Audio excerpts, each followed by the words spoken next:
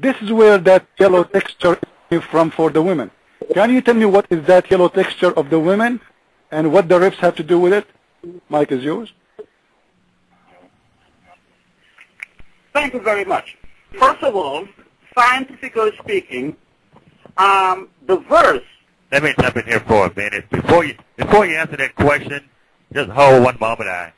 I got a little technical problem here. Okay, let me fix it. Okay. All right, go ahead. Okay, I was saying, scientifically speaking, the verse means that, of course, the sexual organs are located between the backbone and the rib. And this was revealed in the 7th century.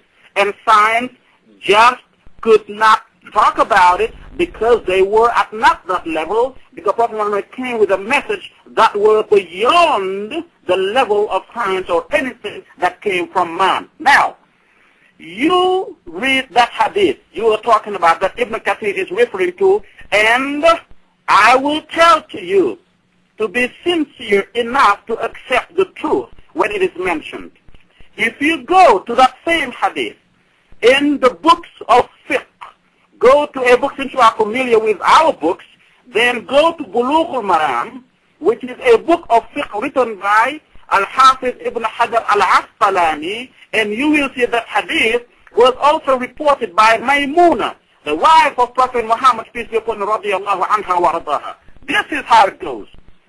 In that hadith, they were, when a woman is in her cycle, they cannot pray, they cannot fast, and you know that better, since I know you must have relatives as Muslims. Then, those women, sometimes they would see certain liquids coming out of them, and they wouldn't determine whether this is part of the blood of their cycle, so as to abstain from praying or fasting or anything like that. And Prophet Muhammad responded to her and said, go, and if you sit on a container full of water, and that liquid will drop in the water, if it has the color as safra, yellow, then you know it is not the blood of the cycle. Then you may continue to pray or to fast. Now, I haven't even answered yet. Let me jump in here, guys. Since you are on this discussion, I will jump in. And just before, Christian friends, before you make your point, let me jump in here and say what you're talking about here, the formation of sperm here. Here's an error. The verse says that it is the drop that is emitted from the chest area. It's not referring to the testicle that descends from the abdominal area, not the chest. Here's the problem here, and I want you all to answer this. One of you to answer this for me. By definition, a drop is a small quantity of liquid that is separated from a larger body of liquid. Gravity acts upon it, and it drops. That's the term drop. But here's the problem. Here's why we have a contradiction here in the Quran. Drops are not in the human body. They are outside of it. Human blood flowing through the vein is not in drops. Neither in the seminal fluid, which is emitted from the prostate. So the problem, the contradiction here is that drops are not in the human body because gravity acts upon it and it drops.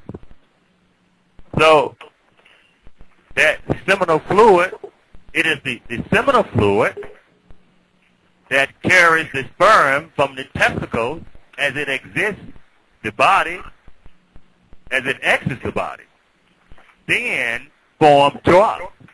So what the Quran verse is talking about is not testicles, but seminal fluid, semi-fluid, or whatever you call it. My wife is a nurse; she knows these things. But anyway, and what the Quran is talking about here, or should be talking about here, is sperm mixture that has left the body during sexual intercourse. It is the drop that the Quran says is formed from between the backbone and the rib. That is obvious. It's obvious, a blatant error. There's an error there. And it does say, I'm looking at the verse.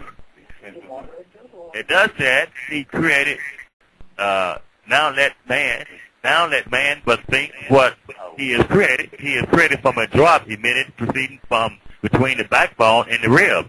My question to you two, how are you getting drops in the body when drops are not in the body? They're outside of the body. Absolutely. Go ahead. Let me answer first as far as the drop is concerned. That is obvious. I think it was my turn, right? Far yeah.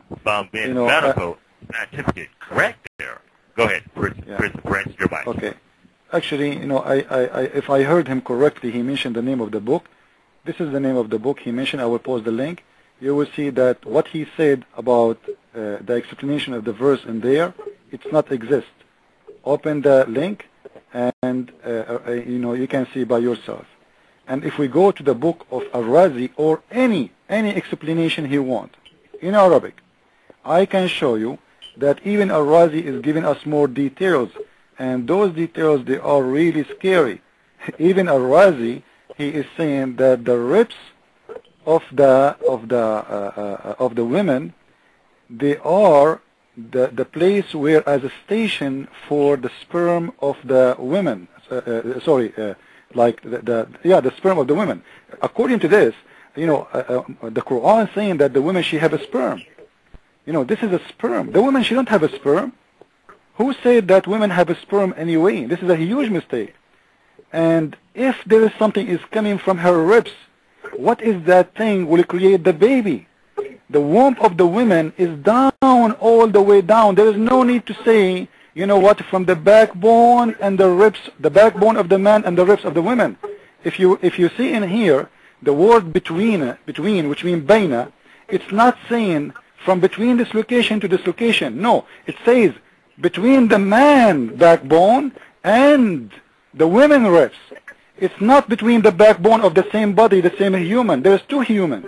There's the man and there is the women.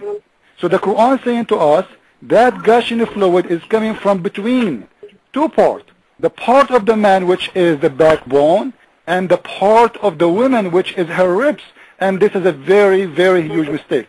And as you said, that the testicle of the man, they are out of his body even. And they are not in the back, they are in the front.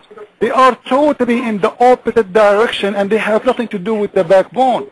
And I'm sure our brother there, he will give me a speech about the new scientist discovery.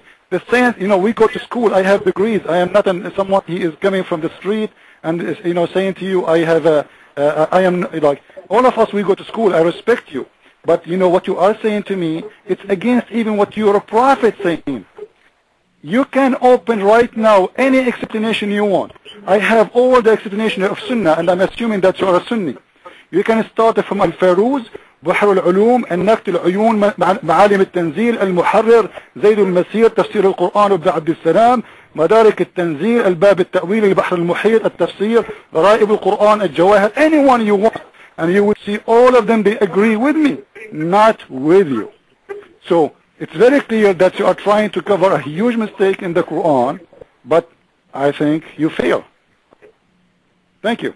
With all due respect, I really appreciate the fact that you went to school and understand English.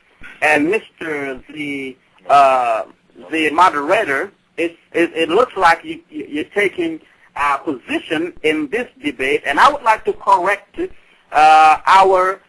word drop as you explained. If you go back to the American dictionary, or you go to Webster's dictionary, you will see that the word drop means this. And one of them is a very small quantity of liquid. It is not telling you coming from inside out or outside in. And in the body, you can find small quantities of many types of liquid. And I will leave my brother Nabil to go through those verses in order to show you where you are wrong, that you may learn something new tonight. Hello? Hello? Are you there? Okay. Yeah, we hear you. Go ahead. I've probably heard the sentence as well, maybe the statement, Al-Quran يفسر بعضه البعض. So if there is really a point, which means in English that the Quran explains itself with itself. So this means if there's some verse in which there's a dispute about it and there's a to the Quran in another place where Allah is also talking about the same concept. So here we are in Surah Al-Dahr, which is Surah number 76, and it is ayah, let's say we start with the first one, saying هل أتى على الإنسان حين من الدهر